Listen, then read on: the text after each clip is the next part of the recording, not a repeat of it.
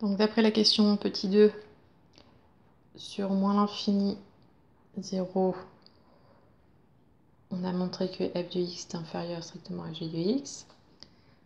Et d'après la question 3c, on a montré que sur 0 plus l'infini, phi de x est inférieur ou égal à 0, ce qui équivaut, d'après la question 3a, que f de x inférieur ou égal à g de x. Donc, que ce soit sur moins l'infini 0 ou sur 0 plus l'infini, on a bien toujours f de x inférieur à g de x, donc cf est en dessous de cj.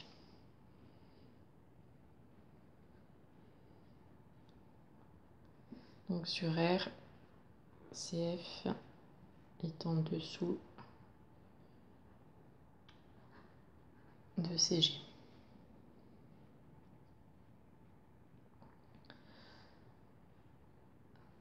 Après, montrer que CF et CG ont un unique point commun noté A. Donc on va reprendre ici, là, sur moins l'infini 0, f de x est toujours strictement inférieur à g de x. Donc f de x n'est jamais égal à g de x. Donc sur moins l'infini 0, CF et CG n'ont pas de point commun.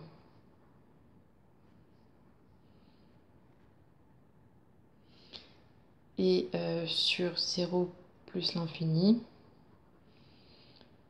on a phi de x égale 0 si seulement si x égale 1. Et donc, ça équivaut à f de x égale g de x si seulement si x égale 1. Et donc, CF et CG ont un seul point d'intersection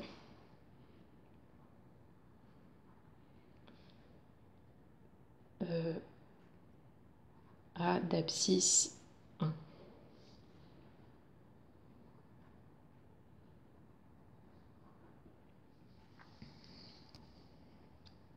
Après, il faut montrer qu'en ce point A, les deux courbes ont la même tangente. Donc la tangente en A à la courbe CF. Donc elle a pour équation donc y égale, donc c'est la courbe CF, donc ça fait f'. Normalement c'est f' de A, x moins A plus f de A. Le petit a c'est l'abscisse du point d'intersection, donc ici c'est 1. Donc ça fait f' de 1, x moins 1 plus f de 1. Et la tangente en A à la courbe CG a pour équation y égale g' de 1 fois x moins 1 plus g de 1.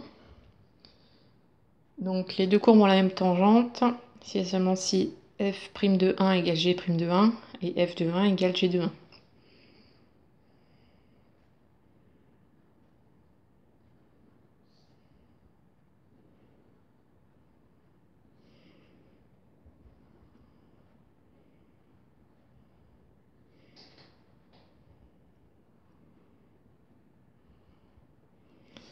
Donc déjà le plus simple, f de 1